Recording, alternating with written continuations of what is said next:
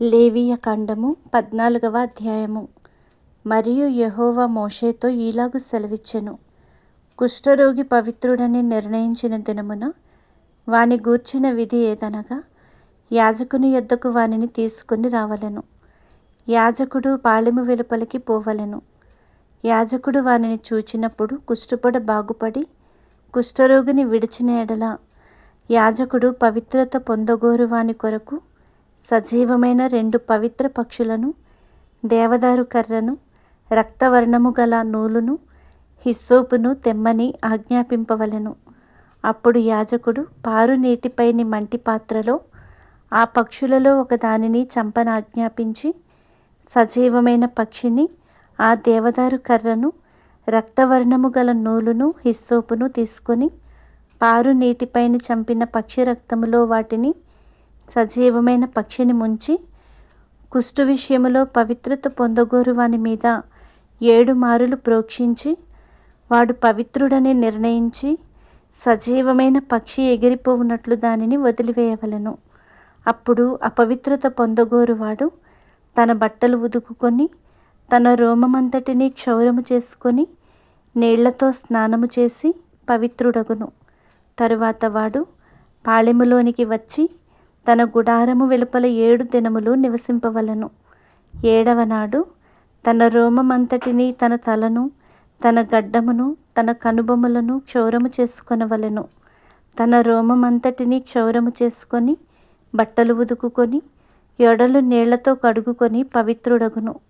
8వ నాడు వాడు నిర్దోషమైన 2 మగ గొర్రె పిల్లలను, నిర్దోషమైన 1 ఏడాది ఆడుగొర్రె పిల్లను, నైవేద్యమునకై నూనె కలిసిన 3 10వ వంతుల గోధుమ పిండిని, 1 అర్ధసేరు నూనెను తీసుకుని రావలెను.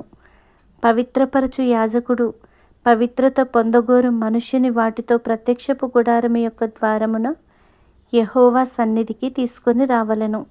అప్పుడు యాజకుడు 1 మగ గొర్రె పిల్లను, అర్ధసేరు నూనెను తీసుకొని అపరాధ పరిహారార్థ బలిగా వాటిని దగ్గరకు తెచ్చి, అల్లాడింపబడు అర్పణముగా యెహోవా సన్నిధిని వాటిని అల్లాడింపవలెను.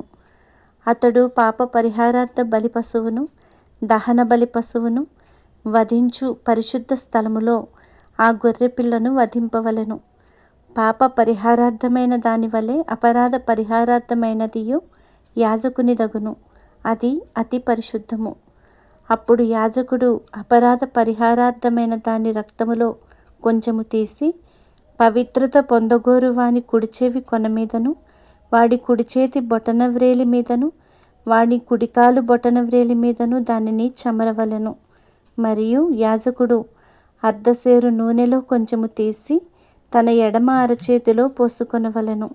అప్పుడు యాజకుడు తన ఎడమ అరచేతిలోనున్న నూనెలో తన కుడిచేతి వ్రేలు ముంచి, యెహోవా సన్నిధిని 7 మారులు తన వ్రేలితో ఆ నూనెలో కొంచెము ప్రోక్షింపవలెను. యాజకుడు తన అరచేతిలోనున్న కొదువ నూనెలో కొంచెము తీసుకొని పవిత్రత పొందగోరు వాని కుడిచెవి కొన మీదను, వాని కుడిచేతి బొటన వ్రేలి మీదను, వాని కుడికాలి బొటన వ్రేలి మీదను ఉన్న అపరాధ పరిహారార్థ బలి పశువు యొక్క రక్తము మీద చమరవలెను. అప్పుడు యాజకుడు తన అరచేతిలోనున్న కొదువ నూనెను పవిత్రత పొందగోరు వాని తల మీద చమరవలెను.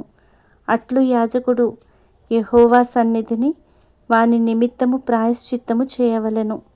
అప్పుడు యాజకుడు పాప పరిహారార్థ బలి అర్పించి అపవిత్రత పోగొట్టుకొని పవిత్రత పొందగోరు వాని నిమిత్తము ప్రాయశ్చిత్తము చేసిన తరువాత వాడు దహన బలి పశువును వధింపవలెను.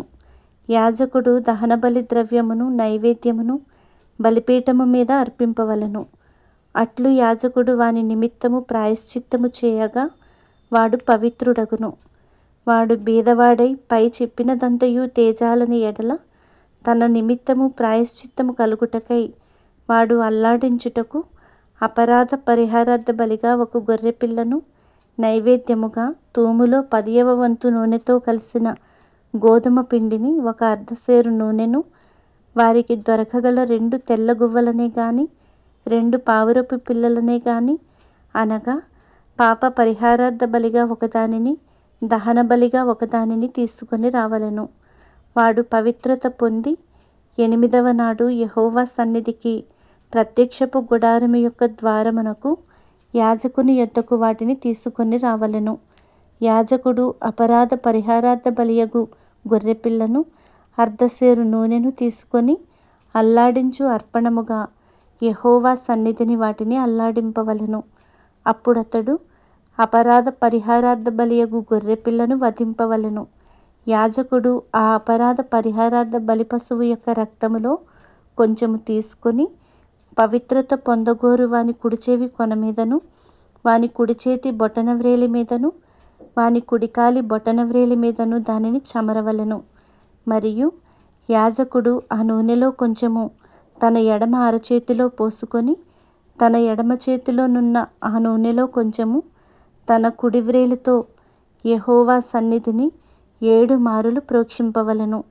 మరియు యాజకుడు తన అరచేతిలోనున్న నూనెలో కొంచెము పవిత్రత పొందగోరు వాని కుడిచెవి కొన మీదను, వాని కుడిచేతి బొటనవ్రేలి మీదను, వాని కుడికాలి బొటనవ్రేలి మీదను ఆ అపరాధ పరిహారార్థ బలిపశువు యొక్క రక్తమున్న చోటను వేయవలెను. యాజకుని అరచేతిలోనున్న కొదువ నూనెను అతడు పవిత్రత పొందగోరు వానికి యెహోవా సన్నిధిని ప్రాయశ్చిత్తము కలుగచేయుటకు వాని తల మీద పోయవలెను. అప్పుడు వానికి దొరకగల ఆ తెల్ల గువ్వలలోనే గాని పావురపు పిల్లలలోనే గాని ఒకదానిని అర్పింపవలెను.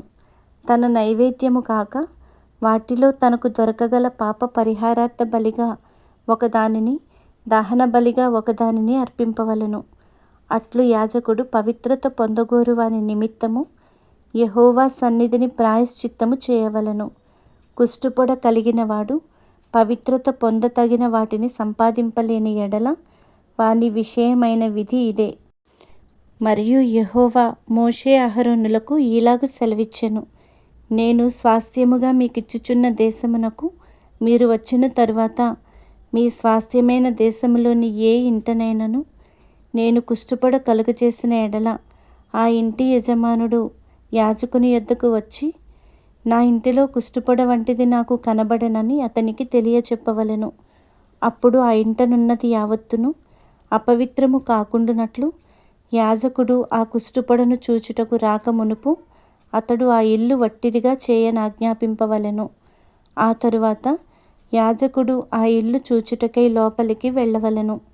అతడు పొడ చూచినప్పుడు ఆ పొడ ఇంటి గోడలయందు పచ్చదాళ్లుగానైనను ఎర్రదాళ్లుగానైనను ఉండు పల్లపు చారలు గలదై గోడ కంటే పల్లముగా ఉండిన ఎడల యాజకుడు ఆ ఇంట నుండి ఇంటి వాకిటికి బయలు వెళ్ళి ఆ ఇల్లు 7 దినములు మూసి ఉంచవలెను.